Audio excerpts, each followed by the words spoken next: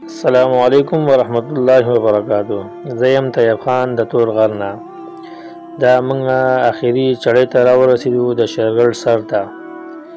دې نه وروستو چې کوم روډ دی هغه برابر دی، هغې کې دومره چړیانې نشته، هلکه پلکه چړیانې دي پکې، خو دومره چړیانې پکې نشته. څومره چې د شیرګل سر نه په کته کمې چړیانې دي نو هغې لحاظ باندې دلته ډېرې کمې چړیانې دي. اور باقي زه لږ ورومبی راورسېدم، زمونږ کوم نور ملګري هغه شاته را روان دي نو هغه لږ ټایم وروسته به هغه راورسي. کیونکې زه سنګل راځم په موټرسایکل باندې، هغو ډبل کسان دي، هغو ته لږ مشکلات زیات دي، هغو ډبل کسان ډېر په مشکله راخېږي. دا روډ برابر خو د بارانونو له خراب کړلی، دا بارونه شوي د هغې نه وروستو دا روډ نه خاوره وړله ګټان مټان دي نو لږ مشکلات زیات دي. کته شروع کې چې کوم چړیانې وي هغه ډېرې مشکلې وي، دې نه به بره روډ برابر دی. او دا آخري چړیانې دا ختم شي، دې نه وروستو روډ پوخ شوی دی، تقریبا 1 کیلومیټره پورې روډ پوخ دی، هغې نه وروستو لږ لږ کچه دی.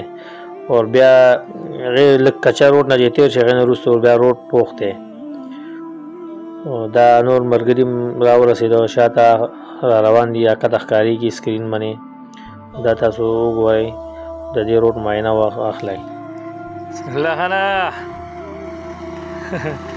بر پوخ روډ ته ورسوه، پوخ روډ ته ورسوه، پوخ روډ ته ورسوه، پوخ روډ ته ورسوه.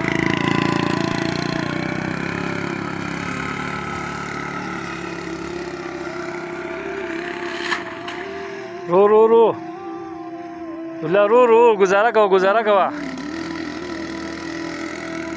سمی دلته کوز که مولي صاحب، سمی کوز که مولي صاحب، خبره ځای له خطرناک دی، سمی کوز که هلته ودره سمی له ونې کوز شه ته، دا به روډ دغه دی.